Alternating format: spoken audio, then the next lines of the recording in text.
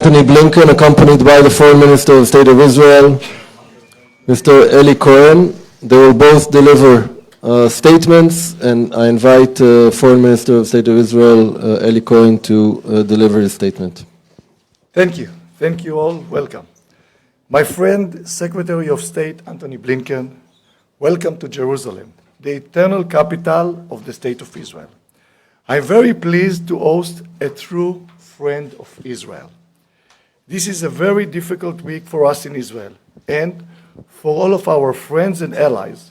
Your presence here during this very sad week is most meaningful. Every visit of an American Secretary of State is historic and important. It is significant and will strengthen the relationship between our countries. Our alliance serves as one of the main pillars of our national security, defense, and foreign relations. This past Shabbat, the residents of Jerusalem suffered two terrible terror attacks. The first took place on an International Holocaust Remembrance Day outside of a synagogue on Friday night. 7 Israeli civilians were murdered by a Palestinian terrorist. They were killed just because they are Jews.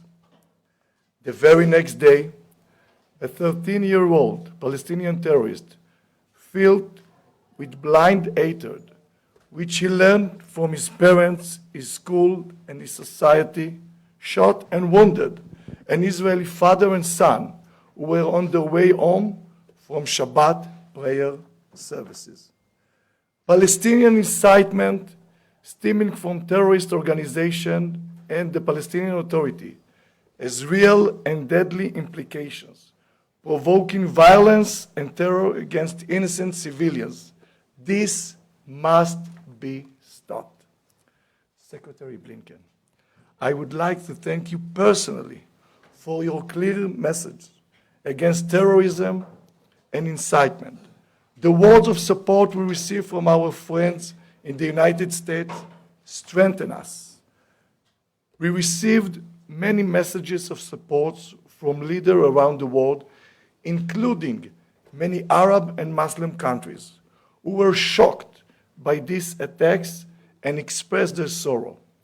It is truly heartwarming to know that Israel has so many friends around the world. My friend Anthony, the Middle East has changed dramatically as a result of the signing of the Abraham Accords, which was led by the United States. This agreement increased regional stability and economic prosperity. It also created a unique opportunity in the form of a regional coalition against the Iranian threat. My goal is to strengthen the existing Abraham Accords and to expand relations with additional countries.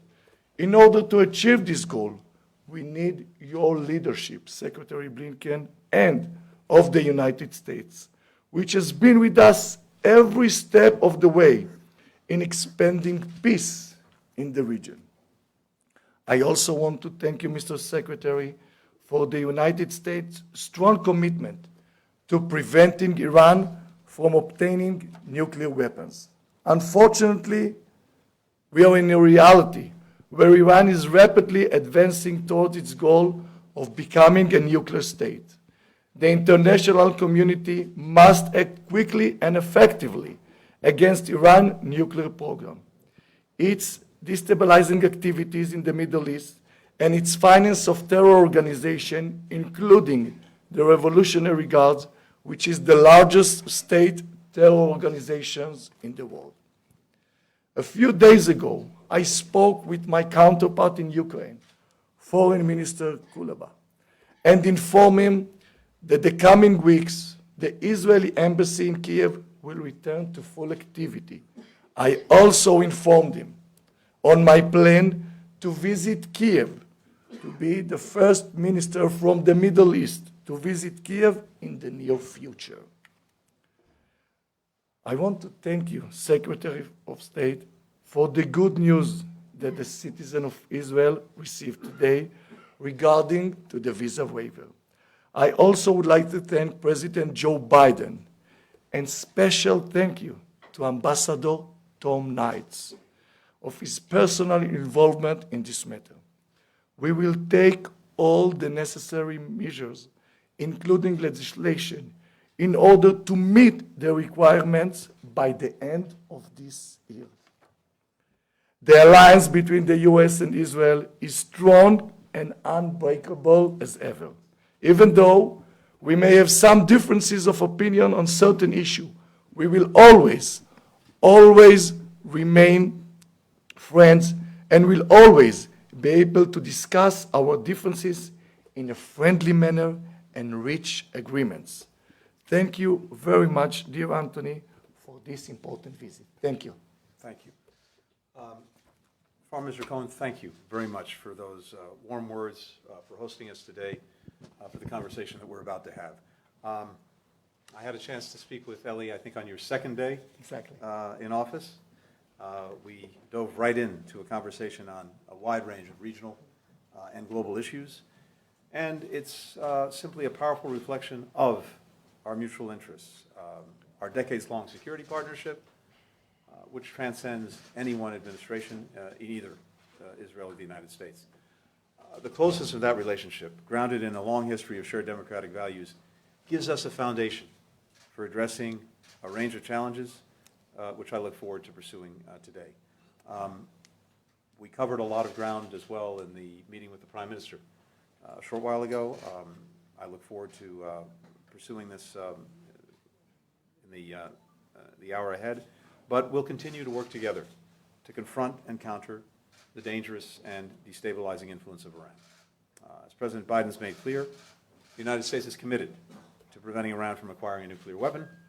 Iran is a threat not only to Israel and the region, but increasingly to the world, as we've seen recently in its provision of drones to Russia to prosecute its war of aggression in Ukraine. We'll also talk about the importance of supporting the people of Ukraine as they defend their nation against Russian aggression. The United States appreciates Israel's humanitarian assistance to Ukraine. We welcome the foreign minister's decision to visit Kyiv. I think that's very welcome, the opening of the embassy, and look forward to discussing what more can be done to support Ukraine and the Ukrainian people in this critical time.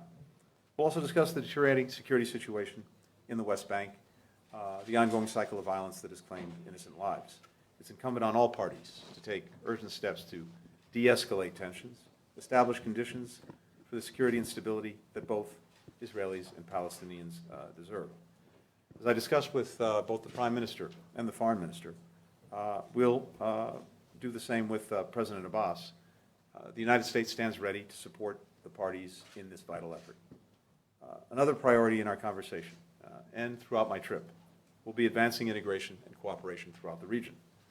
I look forward to discussing with the Foreign Minister how we can build on last month's truly historic meeting in Abu Dhabi of the Negev Forum Working Groups, together with our partners from Bahrain, Egypt, Morocco, the United Arab Emirates.